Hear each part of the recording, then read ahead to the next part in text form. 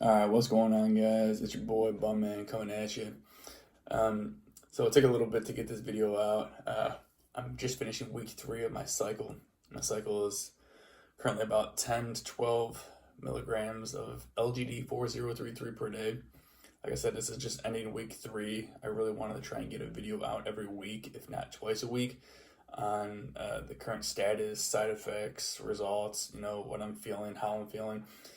But it's just really hard with work. I pretty much wake up, go to work, come home, go to the gym, eat dinner, make dinner, eat dinner, and pretty much get ready for bed.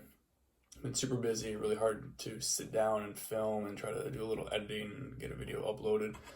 So we're finishing week 3. But first off, if you're here, go ahead and hit that subscribe button. I got a lot of people, about 90-some%, that are watching that are not subscribed. Doesn't hurt. Just hit the subscribe button. It's going to help me help you guys give better content.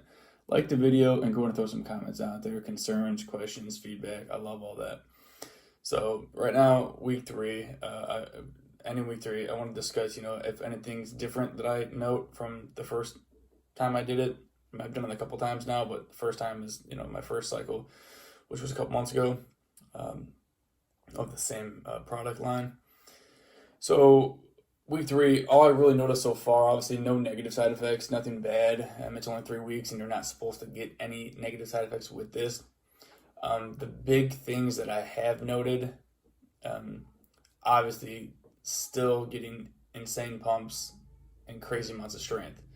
To touch base on that, it could be a negative for some people, and I've heard rumors of this before, but I'm getting pumps so hard that it hurts. I mean, like, especially when I'm working out shoulders or biceps, even my back now, which usually used to not happen, which is a big muscle. It used to be the smaller muscles.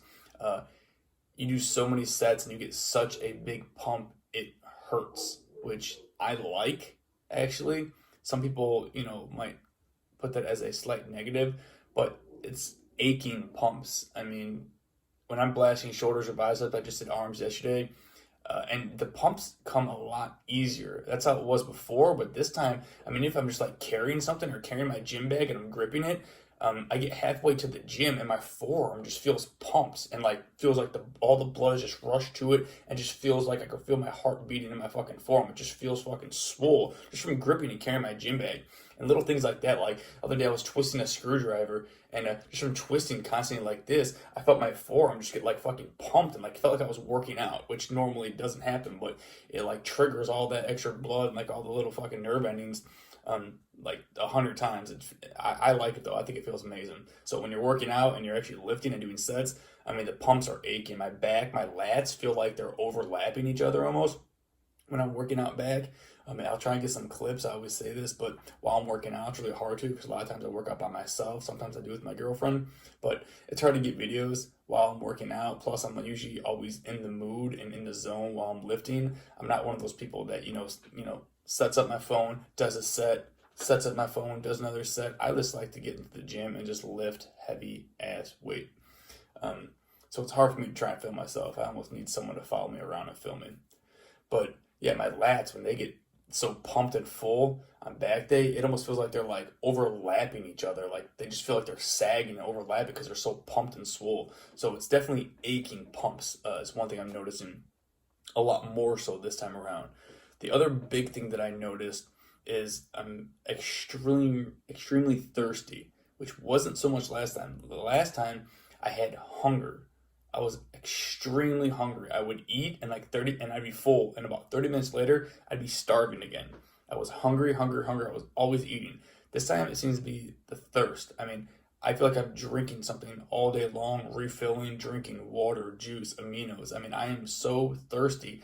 I wake up in the middle of the night, I just feel dehydrated and parched, and I'm, chugging bottles of water or Gatorade. So I don't know why this time around, this in particular, but I'm definitely super thirsty. So aching pumps, thirst, not so much hunger. I mean, it could be because I'm taking it almost like back-to-back cycles. So maybe, the hunger, I'd have to take a, longer time off in between to let that hunger phase, kind of bounce back in there. As far as my lifts are all going up. Like I said, the pumps are going up, the strength is going up, my lifts are all going up. my weight. I think I started, I forget what I said in my first video, like 191 to 193, I think. Currently at like 197 to 200, just under 200. So like 197, 199 is where I'm weighing. So, I mean, again, the weight's up. When I started my first cycle, I forget, I had to go back and look at the videos. I think I was in the 80s, like 183. So, I mean, overall, I put on size. I've retained it for now. I think that's about it. As I'm done week 3, that's all I've really noticed. Nothing bad so far. No fatigue, no test levels dropping or libido problems. I do want to make a video on other supplements I take. I know that's a thing. People always want to know what else I'm taking or you should take or can take. I do want to make another video of what I take and why I take them and what I think the key supplements to take, whether you're on a cycle of anything or you're just trying to get into the gym, or just lifting and staying in shape for the fun of it. I want to talk about, the top supplements and what I take and why I take them. And also I want to talk about gear. And by gear, I don't mean roids. I mean like equipment gear, like wrist straps, workout belt. Because I do tend to have a lot of gear that I use, not all the time, but I do want to also make a video on that, about all the gear I use, when I use it, why I use it. Because I just got this new, it's not new, but it's new to me. It's a bench slingshot. I'm not sure if you guys are familiar with it. Usually the power lifters that, are benching 400 plus pounds use it. It's that, you put it, the sleeves that go over each arm with the big band in the middle. And when you bench, you come down, it kind of flexes on your chest and bounces the weight back up. It's called a bench slingshot. I just got that and I tried that out for the first time this past Monday.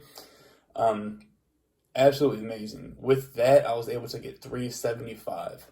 So felt amazing. Obviously, that was assisting me. I'm going to try and use it again this Monday. See if I can put up more weight, see if it's still helping, because the first day, obviously, it was weird to get used to. The movement, it was almost like doing a new workout. It was really tricky, new feeling, and I had to get used to it. So I didn't, like blow my shoulders out or tear my pec or anything like that. But I was able to get 375 using that guy.